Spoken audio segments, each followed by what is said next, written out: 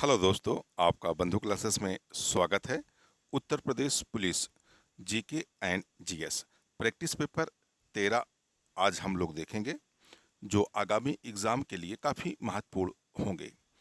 हम लोग इसमें कुछ ऐसे प्रश्न देखेंगे जो आगामी एग्जाम के लिए बनने के क्या हैं ज़्यादा संभावना है। तो आइए बिना देरी के अपने क्वेश्चन पेपर पर चलते हैं और आज के सेशन का पहला प्रश्न देखते हैं। पहला प्रश्न है, प्रधानमंत्री की नियुक्ति किसके द्वारा की जाती है?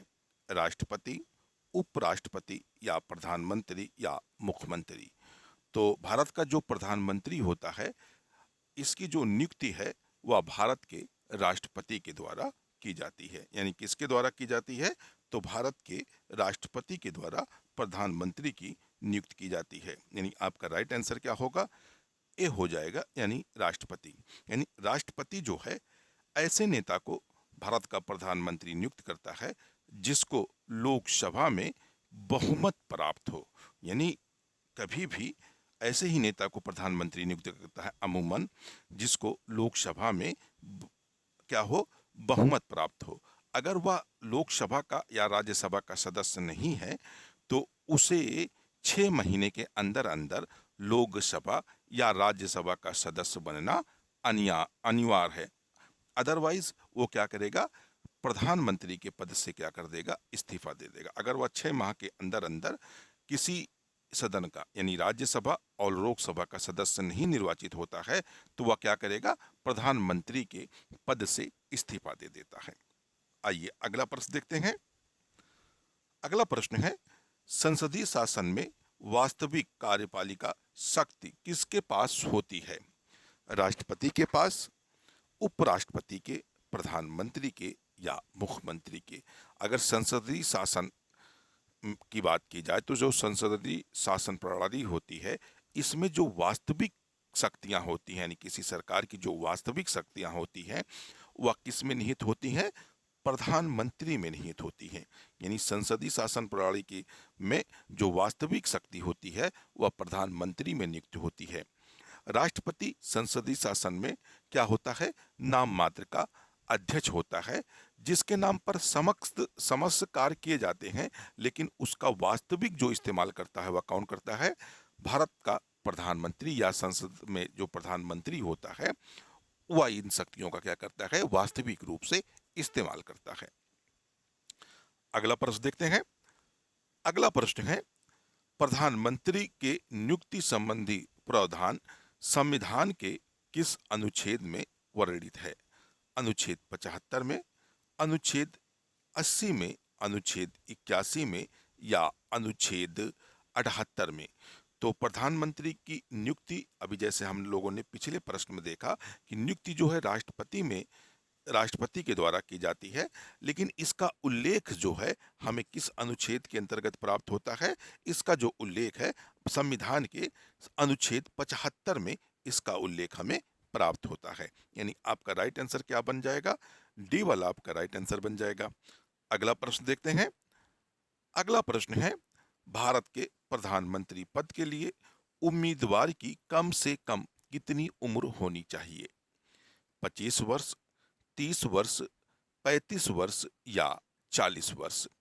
तो भारत में अगर प्रधानमंत्री की उम्र की अगर बात की जाए तो भारत का जो संसद होता है वह राज्यसभा का हो सकता है या लोकसभा का हो सकता है। तो आपसे पूछा है कम से कम, अगर भारत में कोई व्यक्ति को अगर प्रधानमंत्री बनना है तो उसकी जो उम्र है वह कितनी होनी चाहिए? कम से कम 25 वर्ष का वह होना चाहिए। यानी अगर वह व्यक्ति 25 वर्ष से कम है तो वह भारत का प्रधानमंत्री नहीं बन सकता है। यानी उसको भारत का प्रधानमंत्री बनने के लिए कम से कम 25 वर्ष का होना चाहिए। यानी लोकसभा, ये जो 25 वर्ष है, लोकसभा लोक लोकसभा लोकसभा के जो सदस्य होते हैं यानी 25 वर्ष के हो गए तो लोकसभा और राज्य में राज्य विधानसभा के सदस्य निर्वाचित होने के योग्य हो जाते हैं। 30 वर्ष की बात की जाए तो राज्यसभा और राज्यों में जो राज्य विधान परिषद होती हैं उनके सदस्य बनने के लिए आपकी मिनिमम जो कम से कम एज होनी चाहिए वो 30 वर्ष होनी चाहिए। राष्ट्रपति, राज्यपाल या उपराष्ट्रपति बनने के लिए कम से कम कितनी उम्र होनी चाहिए? 35 वर्ष की उम्र होनी चाहिए। आइए अगला प्रश्न देखते हैं। अगला प्रश्न है, प्रधानमंत्री की नियुक्ति राष्ट्रपति करता है, या किस अनुच्छेद में वर्णित है? तो प्रधानमंत्री की अगर नियुक्ति की बात की जाए राष्ट्रपति के द्वारा की जाती है, इसका उल्लेख भारतीय संविधान के अनुच्छेद 75 में हमें वर्णित किया गया है, या इसका मेंशन किया गया है। अगला प्रश्न देखते हैं। प्रधानमंत्री का कार्यकाल कितना होता है? 5 वर्ष, 6 वर्ष, 7 वर्ष या 2 वर्ष? लेकिन अगर बात की जाए भारत में, तो प्रधानमंत्री का जो कार्यकाल है वह लोकसभा के बहुमत पर डिपेंड करता है। यानी जब तक उसको लोकसभा में बहुमत प्राप्त है, जब तक वह भारत का प्रधानमंत्री है, तो प्रधानमंत्री अगर लोकसभा में बहुमत खत्म होता है तो उसका प्रधानमंत्री भी क्या होता है, अस्तित्व क्या होता है, खतरे में आ जाता है। तो अगर लोकसभा की बात की जाए, तो लोकसभा की जो एक तरह से कहा जाए कार्यकाल होता है लोकसभा का, वह मिनिमम 5 वर्षों का होता है, और यही कार्यकाल प्रधानमंत्री का भी माना जाता है। तो हम लोग क्या उत्तर मान लेंगे? 5 वर्ष। यानी कि भारत के जो प्रधानमंत्री होते हैं वह एक टाइम में 5 वर्ष तक भारत के प्रधानमंत्री रह सकते हैं। अगला प्रश्न देखते हैं। अगला प्रश्न है, भारत के प्रधानमंत्री के दायित्व का उल्लेख संविधान के किस अनुच्छेद में किया गया है? अनुच्छेद 75 में, अनुच्छेद 76 में, अनुच्छेद 78 में या अनुच्छेद 61 में? तो इसमें दायित्वों की बात करता है, यानी जो प्रधानमंत्री के दायित्व दिए गए हैं, प्रधानमंत्री रहते हुए क्या क्या कर्तव्य होंगे, क्या क्या कार्य होंगे, ये सारे जो दायित्व हैं, या संविधान के किस अनुच्छेद में इनका उल्लेख मिलता है? तो इनका जो उल्लेख है वह कहाँ मिलता है? भारतीय संविधान के अनुच्छेद 78 में, यानी अनुच्छेद 78 में प्रधानमंत्री के दायित्व का क्या है, उल्लेख किया गया है। आइए अगला प्रश्न देखते हैं। अगला प्रश्न है, भारत का प्रधानमंत्री किसका प्रधान होता है? केंद्रीय सरकार का, राज्य सरकार का, दोनों का, या किसी का नहीं? तो जो भारत का प्रधानमंत्री होता है वह किसका प्रधान होता है? तो केंद्र सरकार का होता है, यानी वह सेंट्रल का होता है, या संघ का प्रधानमंत्री होता है। तो आपका राइट आंसर क्या बन जाएगा? ए वाला आपका राइट आंसर बन जाएगा। केंद्रीय सरकार का वह प्रधानमंत्री होता है। राज्यों की अगर बात की जाए, तो राज्यों में मुख्यमंत्री होते हैं, न कि प्रधानमंत्री। राज्यों का जो प्रधान होता है वह कौन होता है? मुख्यमंत्री होता है। अगला प्रश्न देखते हैं। अगला प्रश्न है, भारत के प्रधानमंत्री के रूप में इनमें से किसका कार्यकाल सबसे कम था? लाल बहादुर शास्त्री, चौधरी चरण सिंह, चंद्रशेखर, एच.डी. देवगौड़ा? तो अगर इनमें से बात की जाए तो किनका कार्यकाल सबसे कम था?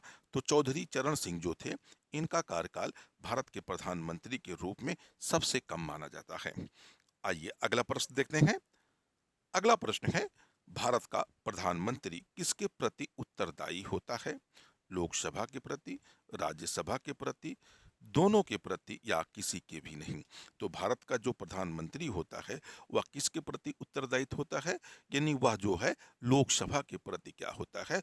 उत्तरदायित्व होता है। यानी लोकसभा में अगर प्रधानमंत्री का विश्वास मत हासिल नहीं होता है तो वह प्रधानमंत्री नहीं रह सकता है। यानी जब तक लोकसभा का विश्वास मत हासिल रहे उसे प्रधानमंत्री तक वह बना रहता है। यानी वह किसके प्रति उत्तरदायी होता है? तो लोकसभा के प्रति उत्तरदायित्व होता है। आइए अगला प्रश्न देखते हैं।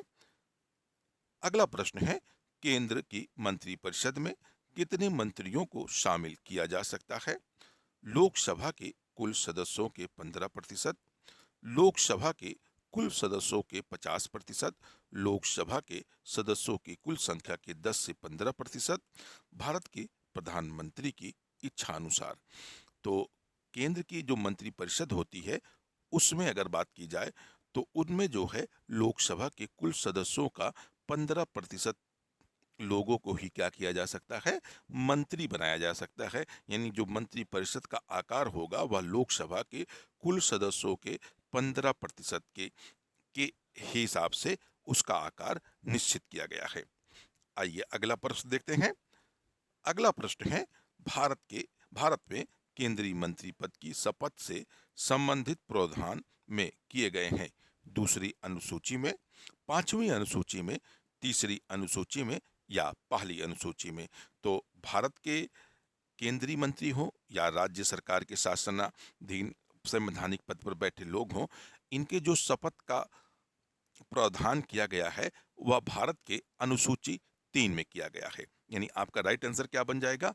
सी वाला आपका राइट आंसर बन जाएगा। तो किस में हो जाएगा? तीसरी अनुसूची में केंद्रीय मंत्री पद की शपथ से संबंधित क्या किए गए हैं? प्रावधान किए गए हैं। इसमें क्वेश्चन बार बार ये पूछता है आयोग के द्वारा कि जो राष्ट्रपति है, राष्ट्रपति की जो शपथ होती है, यानी जो राष्ट्रपति की जो शपथ होती है, इसका प्रावधान कहाँ किया गया है? यानी जो राष्ट्रपति, तो आर्टिकल 60 में राष्ट्रपति का शपथ का प्रावधान किया गया है। आइए अगला प्रश्न देखते हैं। अगला प्रश्न है, राष्ट्रीय आपदा प्रबंधन प्राधिकरण के अध्यक्ष कौन हैं? प्रधानमंत्री, गृह मंत्री, राष्ट्रपति या स्वास्थ्य मंत्री? तो जो राष्ट्रीय आपदा प्रबंधन प्राधिकरण है, इसकी अध्यक्षता कौन करता है? तो भारत का प्रधानमंत्री करता है। एक तरह से कहा जाए, प्रधानमंत्री के द्वारा इसकी अध्यक्षता की जाती है। यानी आपका राइट आंसर क्या बन जा रहा है? ए वाला आपका राइट आंसर बन जाएगा। अगला प्रश्न देखते हैं। अगला प्रश्न है, लोकसभा के अधिनियमों के अंतर्गत सदन के नेता का अर्थ से है यदि वह लोकसभा का सदस्य हो, लोकसभा अध्यक्ष, राष्ट्रपति, लोकसभा उपाध्यक्ष या प्रधानमंत्री। तो लोकसभा के जो अध्यक्ष, लोकसभा के जो अंतर्गत सदन का नेता होता है वह भारत का क्या होता है? प्रधानमंत्री होता है। यानी इसी को, जो सदन का नेता होता है, उसी को भारत का प्रधानमंत्री राष्ट्रपति के द्वारा क्या किया जाता है? नियुक्त किया जाता है। अगला प्रश्न देखते हैं। अगला प्रश्न है, भारत के संविधान के किस अनुच्छेद में यह वर्णित है कि एक मंत्रिपरिषद होगी जिसका प्रमुख प्रधानमंत्री होगा? अनुच्छेद 44 में, अनुच्छेद 74(1) में, अनुच्छेद 34 में या अनुच्छेद 21(1) में? तो जो भारत का जो किस अनुच्छेद की अगर बात की जाए, मंत्रिपरिषद का जो उल्लेख मिलता है वह हमें कहाँ मिलता है? अनुच्छेद 74(1) में। यानी भारतीय संविधान के अनुच्छेद 74(1) में यह स्पष्ट रूप से उल्लेख किया गया है कि भारत की एक मंत्रिपरिषद होगी जिसका प्रधान प्रधानमंत्री होगा। तो दोस्तों, अगर आपको ये वीडियो अच्छा लग रहा हो तो लाइक और ज़रूर शेयर करिएगा इस वीडियो को। चैनल पर अगर नए जुड़े हो, चैनल को सब्सक्राइब कर लीजिएगा, बेल आइकन का बटन जरूर प्रेस करिएगा। फिर मिलते हैं नेक्स्ट वीडियो में। जब तक के लिए धन्यवाद। जय हिंद दोस्तों।